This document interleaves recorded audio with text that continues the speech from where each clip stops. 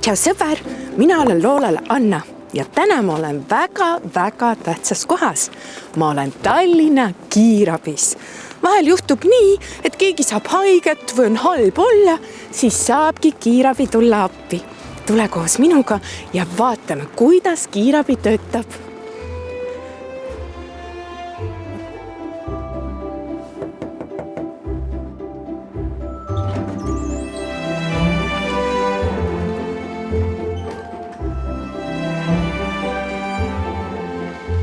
Siin ongi kiirabi auto. Nii, aga lähme nüüd otsime, kes sellega sõidab.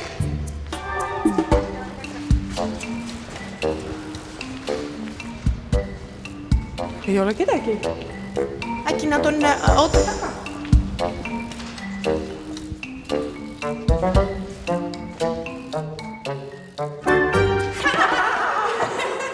Tere, mina olen Loolale Anna. Tere, mina olen Kersti ja mina olen brigaadijuht. Tere, Kersti. Mina olen Kerli ja mina olen teine liige. Teen igasuguseid protseduure. Ossa, tere. Nii meeldiv tutvuda. Tere, mina olen Kevin. Mina olen selle auto Big McQueen ehk siis autojuht. Tere, Kevin. Kevin, kas sulle meeldib rallit sõita? Natukene ikka, eks ikka. Kuulge, teate, mulle nii meeldis see peituse mäng, mida te minuga mängisite, aga on üks mäng, mis minule meeldib eriti. Ja see on kiirabimäng. Kas te palun võiks koos minuga täna kiirabimängu mängida, et mina ja minu sõbrad saaksime näha, kuidas üldse kiirabi kutsuda ja mida teha siis, kui kiirabi kohale jõuab? Kas me mängime? Jaa, see on väga hea mõte. Hurraa! Me läheme nüüd kiirabimängu mängima.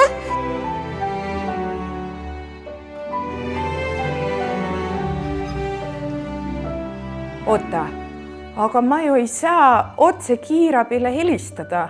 Mina pean helistama häirekeskusesse. Kas sa mäletad, mis on häirekeskuse number? See on 112.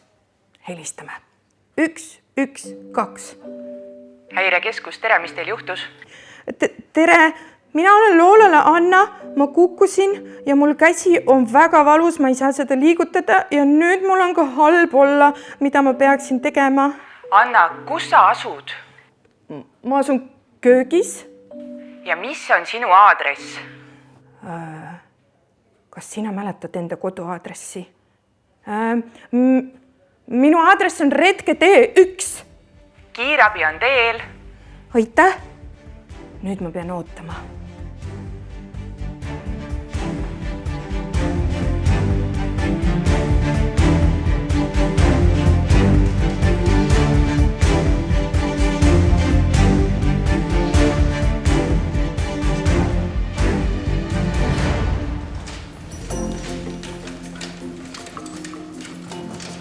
Tere, kiirabi tuli. Tere, mina olen Anna. Anna, mis sul juhtus? Ma kukkusin ja ma sain nii haiget käele, et ma nüüd ei saa seda väga liigutada. Palus on. Anna, mina olen Kersti, mina olen brigaadijuht. Ma natukene katsun sinu kätt. Me paneme selle käe sul sidemega kaela ja sõidutame sinu meie kiirabi autosse, kus me teeme muud protseduurid ja mõõdame elulised näitajad. Kas ma saan kiirabi autosse? Ma saan kiirabi autoga sõita. Ai. Vitsid üle? Natuke alusime. Nii, kuidas sa tunned? Kas su käsi on mugav? Jaa. Ai. Siia peale on nüüd vaja korraks istuda. Üks samm, teine samm. Vastu kuuli. Just, väga hea. Nüüd me paneme su turvavöödega kinni. Ja turvalisus on väga tähtis. Just, nii. Nüüd, kui me hakkame selle tooliga sõitma, on oluline, et sa hoiad käed endas üles. See tooliga sõit võib natukene raputada, võib tunduda natukene hirmus, aga kuna sa turvavöödega kinni, sa ei kuku mitte kuskile. Hoiad käed süles, võid siit nöörist ka natuke pigistada ja võtta seda kui lõbusõitu, nagu lõbustuspargis. Olgu. Oota, Kevin, kas sa hakkad mulle nüüd Ameerika mägesid tegema? Ameerika mägesi me hakka, sellega me lähme rahulikult ilusti. Väga hea. Tuleme siit välja. nüüd hakkame juba õiget pidi sõitma siit. Kui see käsi ei valutaks, siis ma võiks öelda, et isegi on päris lõbus. Näed?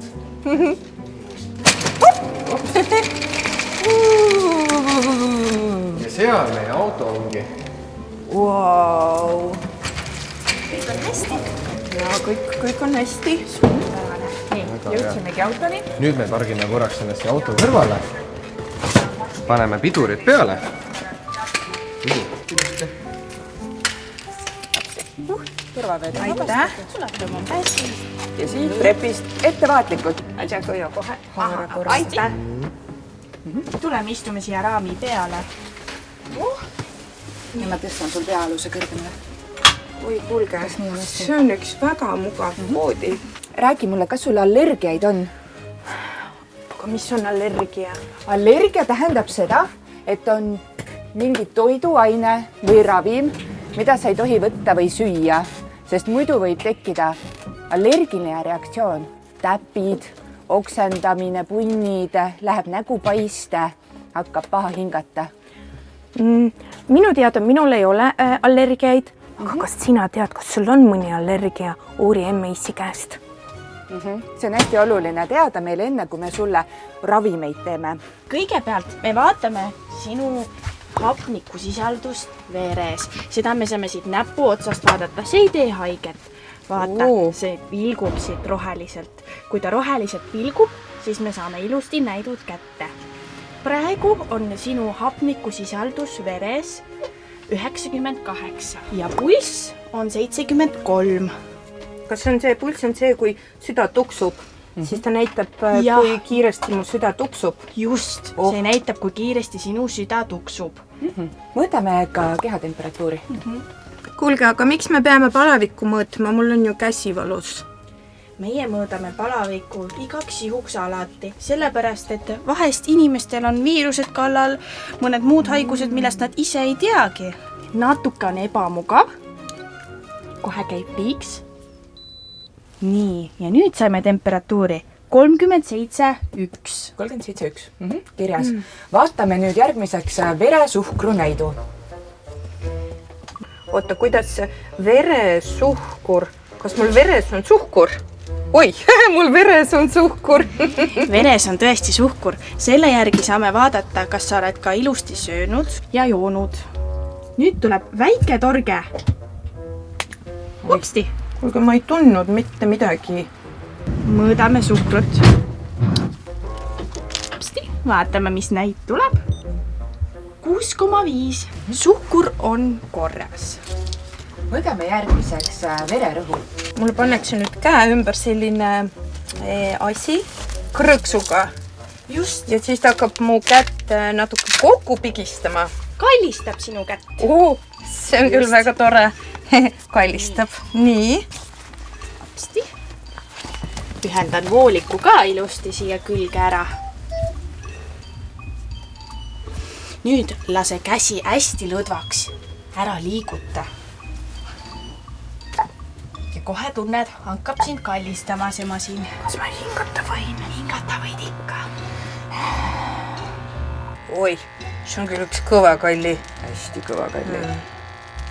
Ohoh, võib-olla peaksin muretsema. Ei pea muretsema. Natuke elevusega ongi selline natukene kõrgem inimestel tavaliselt kiirabi juures. Mina kuulan sul nüüd kopsu, vaatan, kuidas sa hingad. Mul on kaasas üks eriline stetoskoop, mille minu pisikene tütar andis mulle selle kaasa täna. Tal on selline päris stetoskoop. Ja Vaata, kui vinge. See on, mis värvi see on? See on punane, eks ju. Väga äge, ma olen valmis. ma palun sul hingata läbi suu, see võib natuke külm olla. Ja sügavalt. Ja veel kord sisse. Ja välja. Ja sisse.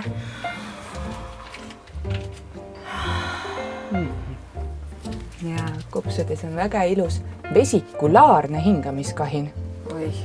See on tegelikult kõige parem hääl, mis võib kopsudest üldse tulla. Oota, vesikulaar, mis see oli? Mul on vaja see sõna nüüd selgeks saada. Vesikulaarne hingamiskahin. Vesikulaarne hingamiskahin. Nii, ja nüüd me hakkame tegema, kurgu vaatamist. see on ju jäätisepulk. On jäätisepulga moodi. On küll, jah. Selleks, et ma näeksin sinu kurku, ma näitan sulle eredat valgust, sest suus on ju pime. Ja selle jäätisepulgaga ehk spaatliga ma vajutan keele peale, et ma näeksin sealt keele tagant veel sügavamale neelukaarte alla. Okei? Kas sulle laulda meeldib? Väga meeldib. Kas sa oskad mulle laulda ühe kõlava aa? Ja ongi kõik. Praegu ei tulnud see väga kõlavat, oota ma proovin veel. Oi, kui hästi. Aitäh. Kas kurguga on kõik korras? Kurguga on kõik korras. Aga miks te ikkagi kõiki neid asju minult praegu küsite? Mul on ju käsi haige. See on selle jaoks, et me saaksime välistada kõik muud ohtlikud olukorrad. Kui inimene ütleb, et ta kukkus, mõni komistab, mõni kukkus sellepärast, et tal hakkas paha olla või pea käis ringi ja seetõttu kukkus. Me vaatame, uurime kõik kenasti üle ja nüüd, kui meil on teada, et sinu vererõhk on korras, veresuhkur on korras, pulsisagedus on kena, hapnikusisaldus veres oli peaaegu maksimum, siis me saame sulle anda valuvaigistit. Me anname sulle siirupit. Need siirupid on nii hea maitsega. Kas, miks neid nii vähe saab? Sest et siirupi sees on valuvaigisti ja see on ravime. Ravimit on vaja täpselt nii palju, kui on sinu kaal. Seetõttu on väga oluline, et lapsed ja lapsevanemad teavad oma laste õiget kaalu. Ma olen valmis. Kui palju, Anna, sina kaalud? Mina kaalan 75 kilo. Nüüd ma panen selle suhu sulle ja siis neelad alla. Ja emmetissid võivad anda juua peale. Maasikamaitseline. Aga kui mõni laps näiteks saab toidumürgituse ja ta ei saagi mitte midagi neelata, sest et mitte midagi ei püsi sees, kuidas te siis rohtu annate? Selle jaoks on meil sellised värvilise liblika moodi asjad, mille nimed on kanüülid. Kanüül on sarnane veenivere võtmisele, väike torge, kanüülikene ja see liblikakene jääb siia käe peale, aga see on selles mõttes natukene parem kui veenivere võtmine, sest siia nõel siin ei jää lõpuks nõela sisse, vaid siin on selline pehme voolikukene, mille kaudu saab siis see liblikas anda sulle rohtu ravimit juua. No see tundub küll täitsa ohutu. Aga Anna, nüüd on aeg haiglasse sõita. Nii, kas ma sõidan siin? Sina sõidad siin, sinise raami peale. Kuulge, mina saan pikutada. Istu sinna keskele. Aga millal te sõidate vilkuritega?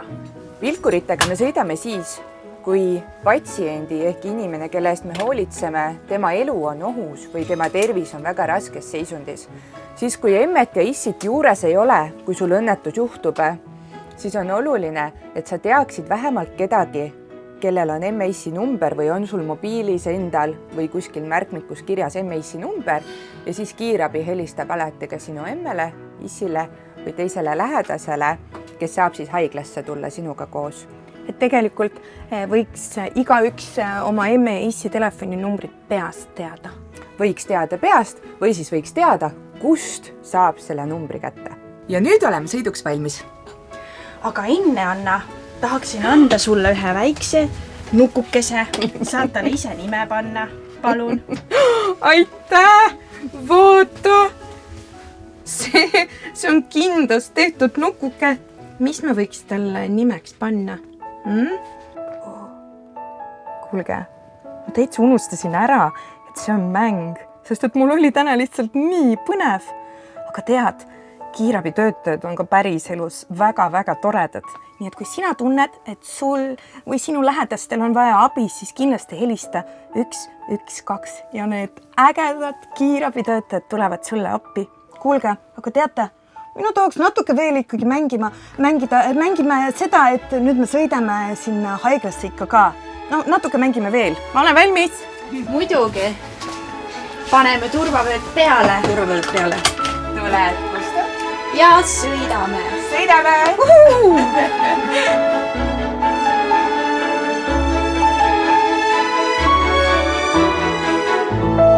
teate, mina arvan, et meil oleks vaja ühte kiirabi autolaulu. Nii, paneme vilkurid tööle. Nii, oled sa valmis? Sina ka pane vilkurid tööle. Vilkurid tööle. Viiu, viiu, viiu on kiirabi auto teel. Viiu, viiu, viiu, eest tule eest. Viiu, viiu, viiu.